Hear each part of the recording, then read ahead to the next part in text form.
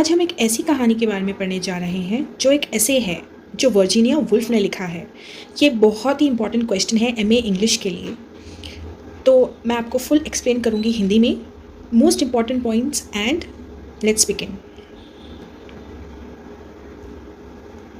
तो ये ऐसे वर्जीनिया वुल्फ ने लिखा था 1929 में। ये जो ऐसे है ये 2 लेक्चर्स के ऊपर बेस्ड है जो कि 1928 में वर्जीनिया वुल्फ ने 2 कॉलेजेस में दिया था, एक न्यूहम कॉलेज और एक गिल्टन कॉलेज में। और ये 2 वही कॉलेजेस है जो औरतों के लिए खोले गए थे कैम्ब्रिज में। वर्जीनिया वुल्फ अपने दौर की मोस्ट इनोवेटिव राइटर थी 20th सेंचुरी की। वर्जीनिया वुल्फ ने बहुत सारे एसेज, डायरीज, लेटर्स और बायोग्राफीज लिखी हैं। उनके बहुत मशहूर कामों में से एक है मिसेस डॉलोवे जो उन्होंने 1925 में लिखी है, और द लाइट हाउस जो 1927 में पब्लिश हुआ है। तो ऐसे की शुरुआत में एक सवाल पूछा जाता है, but you may say what has that to do with the room of one's own.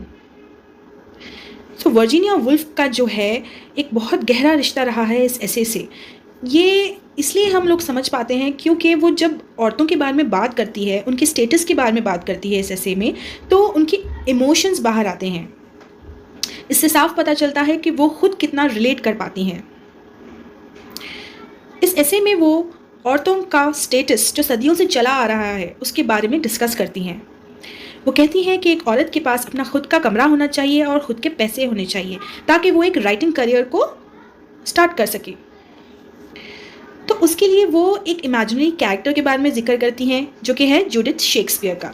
ये एक हाइपोथेटिकल कैरेक्टर है जहाँ पर जूडिथ शेक्सपियर जो होती हैं वो असल में विलियम शेक्सपियर की बहन होती है और वो अपने आप को मार डालती है। वजह कि वो अनएजुकेटेड रह जाती है because of a gender.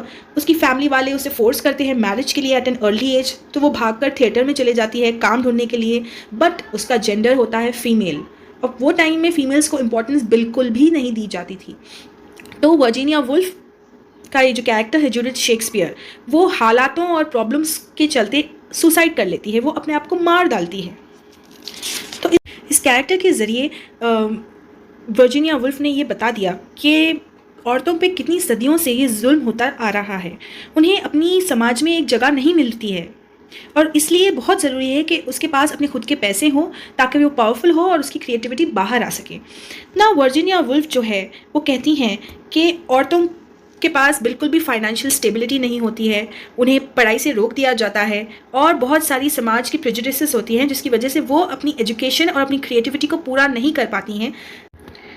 Virginia Woolf अपनी दौर की औरतों का सम्मान करती हैं जो कि वुमेन अचीवर्स हैं, जिन्होंने ये परंपरा को तोड़कर अपना मुकाम समाज में हासिल किया, जैसे कि Jane Austen, George Eliot, any Charlotte, Emily and Brontë sisters. वो अपनी दौर की महिलाओं को और रीडर्स को मोटिवेट करती हैं और कहती हैं कि ना सिर्फ तुम्हें फिक्शन के बारे में लिखना चाहिए बल्कि तुम्हें पोइट्री भी लिखनी चाहिए, स्कॉलरली वर्क भी लिखना चाहिए, क्रिटिसिज्म भी लिखना चाहिए। वो अपने एसेज और प्रोज और पोइट्री इन सब से अपना कन्वर्सेशनल स्टाइल को रिप्रेजेंट करती हैं। वो आर्ग्यू करती हैं कि इंटेलेक्चुअल फ्रीडम के लिए बहुत ज़रूरी है कि औरतों के पास अपना फाइनेंशियल स्टेबिलिटी हो, फाइनेंशियल फ्रीडम हो, ताकि वो अपनी ज़िंदगी को अपने हिसाब से कंट्रोल कर सकें विदाउट एनी इंटरप्शंस, बिना सैक्रिफाइस किए अपने हिसाब से औरतें अपनी ज़िंदगी जी सकें। और ये कहती है कि जो ग्रेट माइंड्स हैं वो एंड्रोजिनस होते हैं। एंड्रोजिनस यानी कि दिमाग जो है वो पार्टली मेल होता है और पार्टली फीमेल होता है, उसमें दोनों क्वालिटीज़ मौजूद होती हैं। वो सिर्फ बायोलॉजिकल डिफरेंसेस होते हैं जो मेल और फीमेल को अलग करते हैं। तो उनके दौर के जो राइटर्स थे वो मेल राइटर्स थे और वो ऐसा लिखते थे औरतों के बारे में जो पे डिपिक्ट करता था कि औरतें अगर कोई काम करेंगी तो वो अनसक्सेसफुल होगा। तो वर्जीनिया वुल्फ ये चाहती थी कि औरतें अपने खुद के बारे में लिखें, अपनी कहानियाँ लिखें, ताकि उन्हें भी पता चले कि औरतें भी सक्सेसफुल हैं। वर्जीनिया वुल्फ एक लाइन में यूज़ करती हैं, here then I was call me Mary Beton, Mary Seton और Mary Carmichael, but definitely call her Mary. It is not of any importance. इसमें जो मैरी बेटन का जिक्र किया गया है, तो मैरी बेटन जो है वो खुद नरेटर है जो कि वर्जीनिया वुल्फ है, जिसके पास अपनी आंट की इनहेरिटेंस होती है, यानी कि कुछ $500 उसे अपनी आंट से मिलते हैं विरासत में, जिसकी वजह से उसे बिना काम किए वो आराम से जी सकती है, अपनी खुद की लाइफ लीड कर सकती है और लिख सकती है। यही वजह है कि वो इंस्टिगेट करती है अपने रीडर्स को कि हर औरत के पास अपना खुद का कमरा और फाइनेंशियल सिक्योरिटी होनी चाहिए, ताकि वो एक सक्सेसफुल राइटर बन सके और वो अपनी क्रिएटिविटी को बाहर ला सके। Thank you for watching my video. If you do like my video, please hit the like button and please subscribe to my channel.